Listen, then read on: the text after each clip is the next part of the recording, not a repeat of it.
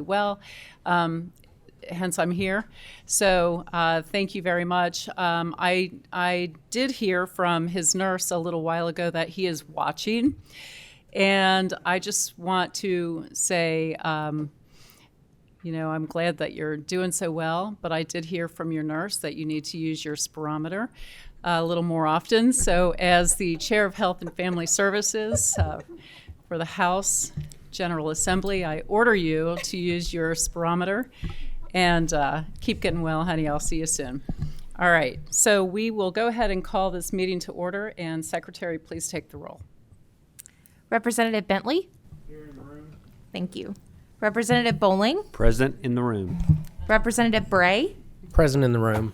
Representative Birch? Representative Dotson? Present in the room. Representative Elliott? Representative Fleming? Present in the room. Representative Frazier? Present in the room. Representative Marzian? Representative Gibbons-Prunty? Present in the room. Representative Rayburn? Representative Raymond? Representative Riley? Here. Yes. This thing. Representative Sharp? I'm here in the room. Thank Now, you. Could have changed something. Representative Sheldon? Here in the room. Representative Tate? Representative Weber? Representative Westrom? Representative Wilner?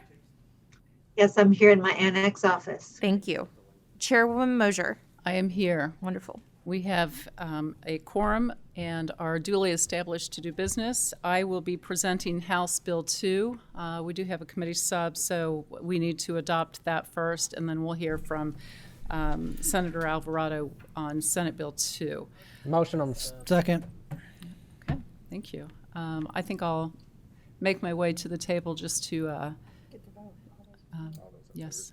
Oh, I'm sorry. All those in favor? Aye. Any opposed? Thank you.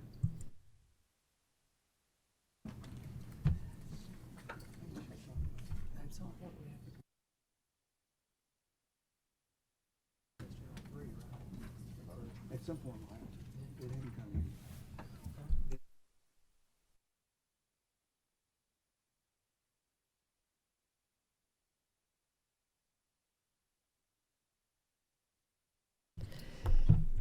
Please introduce yourself for the record, and you may proceed. The name of your guests. Thank you, Madam Chair. Thank you, committee, for the opportunity to present House Bill 2 to you. House Bill 2 is a bill related to healthcare actions to increase and improve protections of Kentucky citizens during the state of emergency in response to the COVID-19 pandemic. We adopted the committee sub. Thank you very much.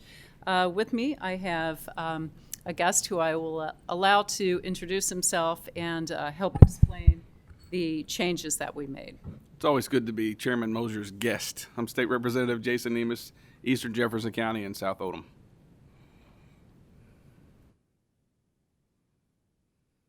Am I okay?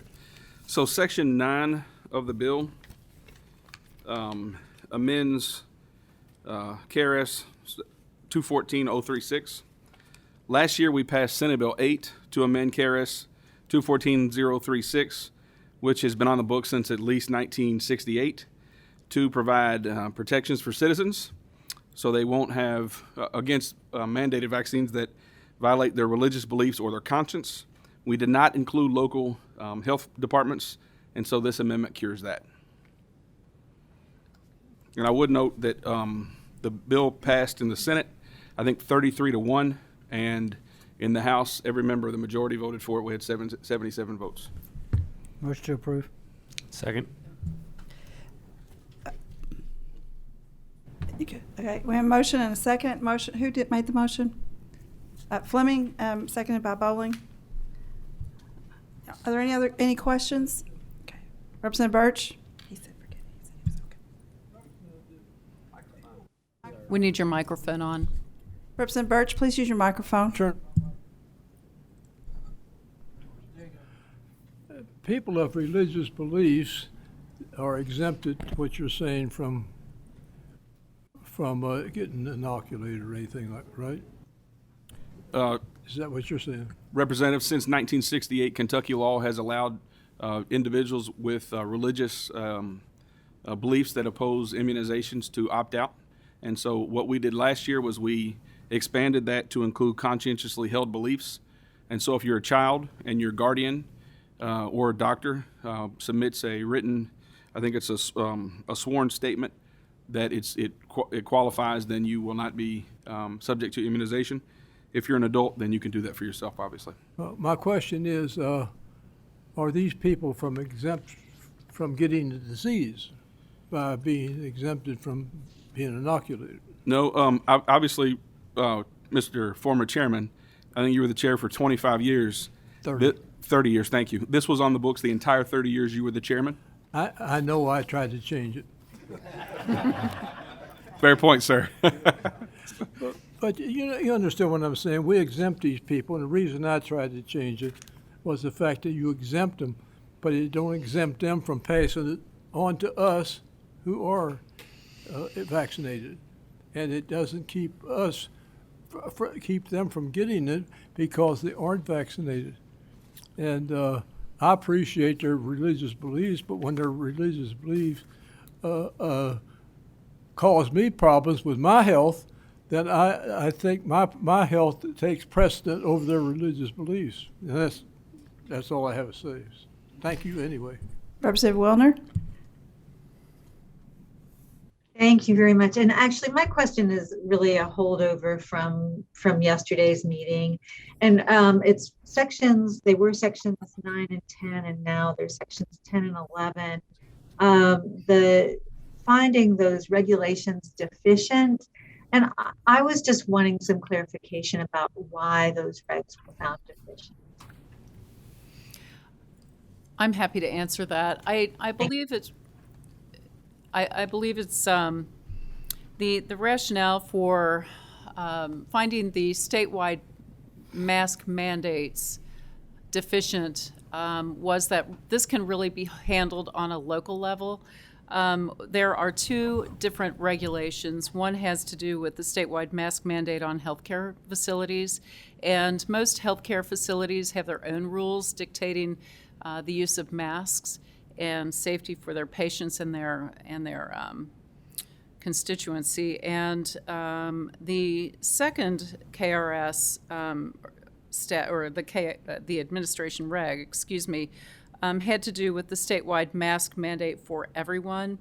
And again, we are asking local businesses, local school boards, local governments to decide what is best for their constituents and their clients. And, certainly some of the questions that have come up are around metrics, and they can certainly take all of that into consideration, and I would encourage them to do so and make intelligent decisions for their constituents. Okay, thank you. Representative Marzian? Thank you, Madam Chair. Do you know which religions prohibit vaccinations? I know that the Roman Catholic religion has taken some issue with the previous use of fetal cells in some of the development of vaccinations. That doesn't happen anymore. We know this. So I think it's a carryover from that. And that was really why we decided to add the conscientious objection as well, because, as we know, there are folks who feel strongly about this, and they were using the religious exemption when it was really probably more accurate to use a conscientious objection, and they, can at least be honest now. Right. Thank you. Thank you. Madam Chairman, if I could, I think both of us up here are vaccinated, and we strongly support vaccines. One can support vaccines, and I encourage all Kentuckians, if they've not had the virus and they've not had the vaccine, to go get vaccinated. That's my encouragement. But one can support and encourage the vaccine while at the same time recognizing individual right to their own religious beliefs and conscientious beliefs on whether or not they should get the COVID vaccine. Thank you. I see no further questions. Anybody else have questions? Do you, Pass. Representative Bray? I've got more of a comment and kind of to answer the lady from Jefferson's question. I believe some Jehovah's Witness don't believe in vaccination. I believe some sects of the Amish and Mennonite don't believe in vaccinations. And I'm personally one of the opinion that I don't judge others based on their religious beliefs, and I don't think it's our place to do that here. Government should stay out of religion. And thank you for bringing this floor amendment or committee sub. Any other questions or comments? Madam Secretary, please take the roll.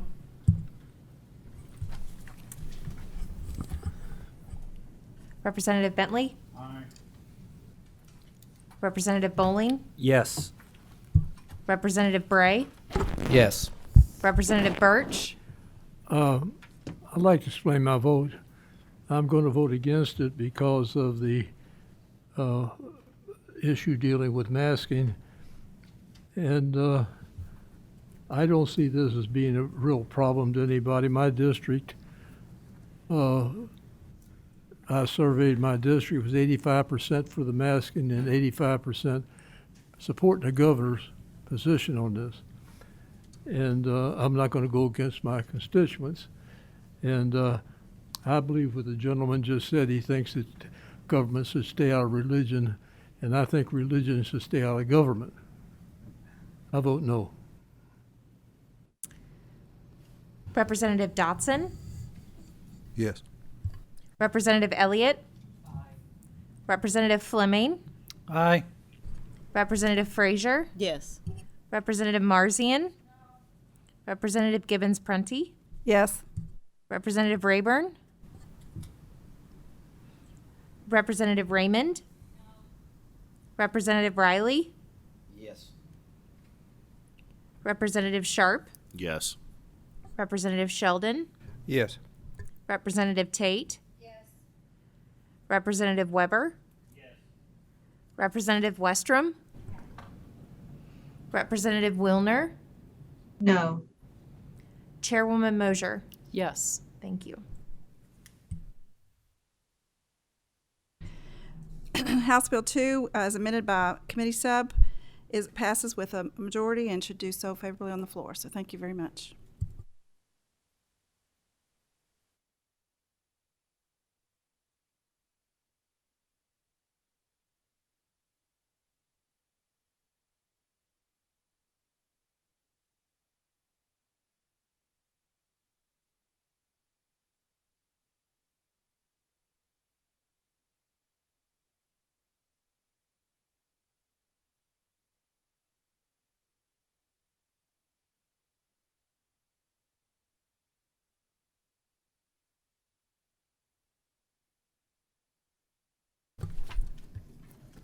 Okay.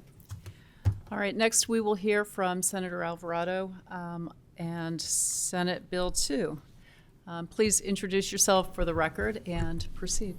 Sure. Ralph Alvarado, State Senator, 28th District. I want to say, if I could, Madam Chair, hello to Neil, if you're watching. Congratulations on your installation as KMA President, and I'm hoping for a quick recovery for you, man. Well, thank you very much, and it's an honor to be before, obviously, Health and Family Services.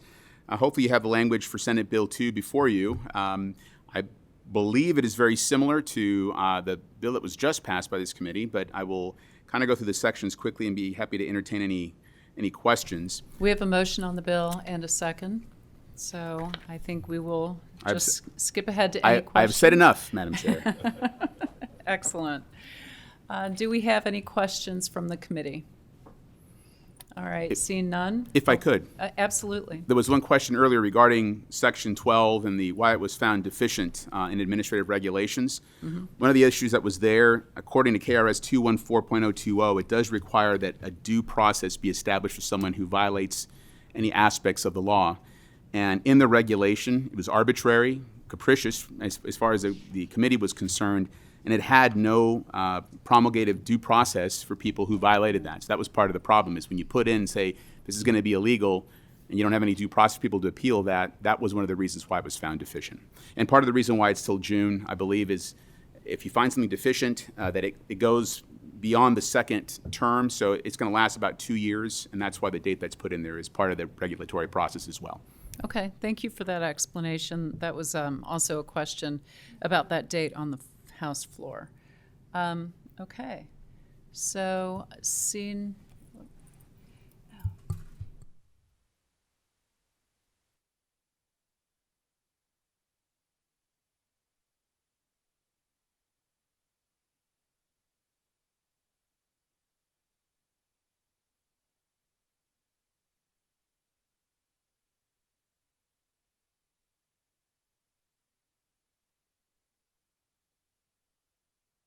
Okay, so it was brought to my attention that the committee sub deals with only the statewide, the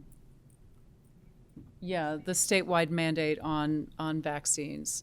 So, and not, am I getting this correct? And not a local? Oh, that's true. So it has nothing to do with the employer. It's strictly there is no statewide If I may, vaccine mandate. is it you're referring to the actual? The committee sub, the changes that we made Okay, very good.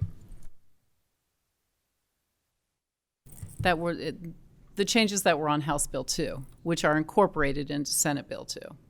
Okay. All right.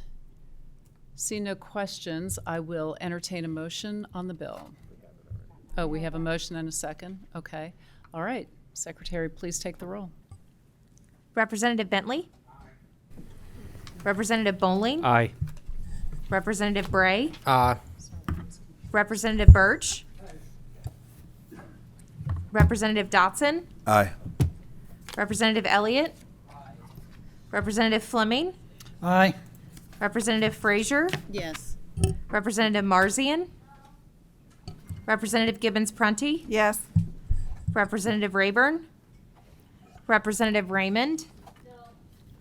Representative Riley? Representative Sharp? Yes. Representative Sheldon? Yes. Representative Tate? Representative Weber? Representative Westrom? Pass. Representative Wilner? No. Chairwoman Mosier? Yes. Wonderful.